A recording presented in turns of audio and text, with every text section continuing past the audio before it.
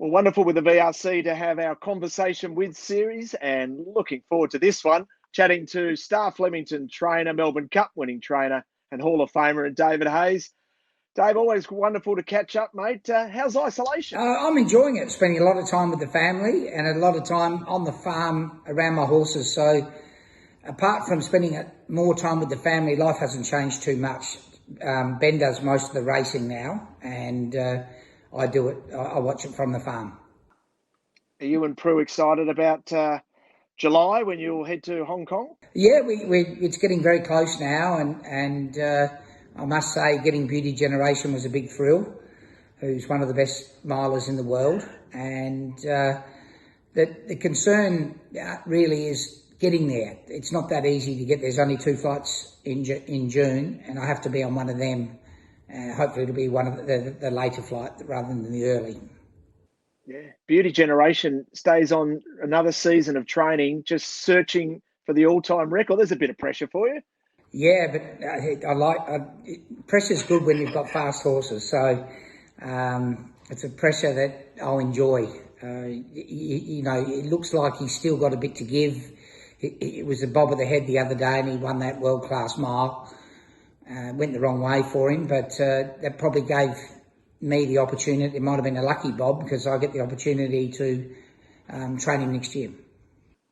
Any unfinished business at all for you before you leave? Another training premiership here in Melbourne might be nice. That would be very nice. It just depends when I have to leave. Look, I've had a terrific 25 years training in Australia, and I'll probably end up having another period in Hong Kong, which would probably be 15 years. There wouldn't be much I'd change, and looking forward to just the new challenge. I was just thinking about the Hayes family and their association with Flemington. When did that start? Oh, that started with Dad.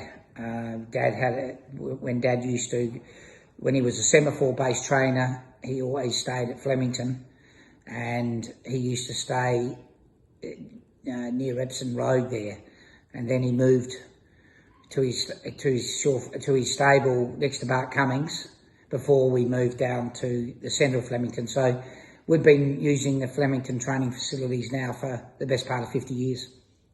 Wow, that's remarkable, isn't it? And you've got the balance now, right? You've always had that balance between a farm and also the city track, and finding the horses which are best suited for both. Yeah, it's a very important part of our training business, Flemington. One, the horses don't have to travel that are running in the city because they go down earlier. And two, it's such a lovely training facility there now. They've made terrific artificial tracks, which has taken the pressure off the grass tracks, which I think all the trainers are thrilled with.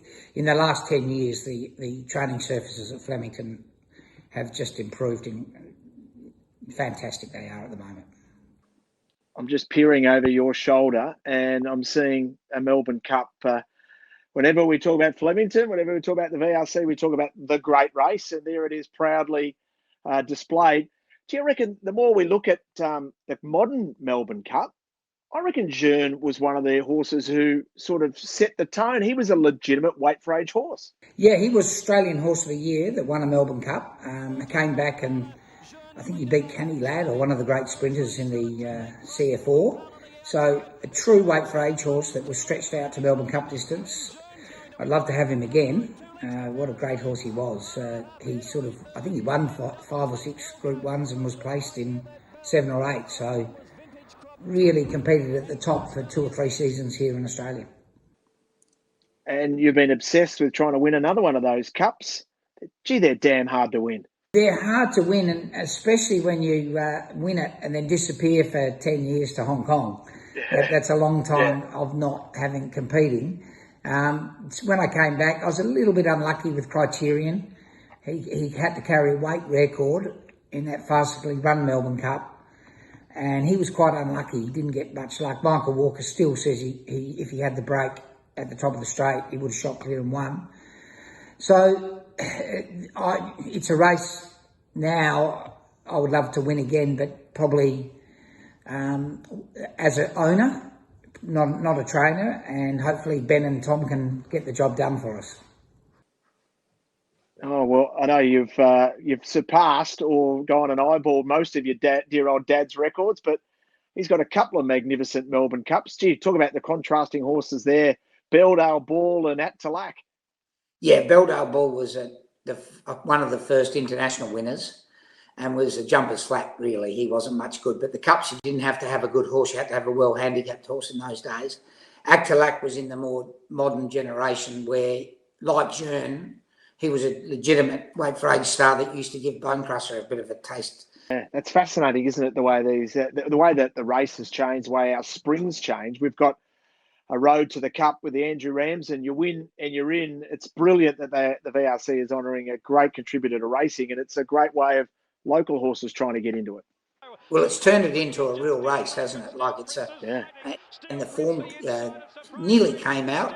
Surprise Baby ran a great race last year, and nearly won the Melbourne Cup. So I would say that what running at that distance at that time of year is forcing the Australian trainers to give them more of a European preparation. And I think prepping for a Melbourne Cup has evolved, that doing it the European way will become more and more obvious for trainers, I think. And what I mean by that is the nice, long, steady preps rather than racing through short distance races and up, maybe having them fit all the time like the Europeans do. I'm sure that's right. David, brilliant to catch up. And if we don't see you beforehand, good luck in Hong Kong. We'll be cheering on from the sidelines.